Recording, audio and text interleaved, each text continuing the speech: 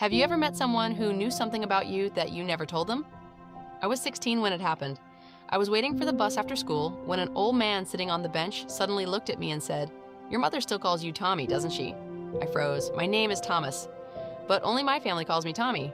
I had never seen this man before in my life. I asked him, "How do you know my mom?" He smiled and said, "I knew her a long time ago." Then the bus arrived. Before I could ask anything else, he handed me a small envelope. "Give this to her." I got home and showed my mom. The second she saw the envelope, her face changed. She didn't open it. She just sat down. I asked her what was inside. She finally said, "Your father wrote that." My dad had died when I was 4. I'd spent my entire childhood thinking he had barely known me. My mom opened the envelope. Inside was a photograph. It was my dad holding me as a baby. On the back was a date, and underneath it, one sentence. "If Tommy ever asks where I was, tell him I never stopped trying to come home." My mom started crying. I had never seen her cry about my dad before. Then she finally told me the truth. My father hadn't abandoned us. He had been working overseas and had been trying to come home when he died unexpectedly.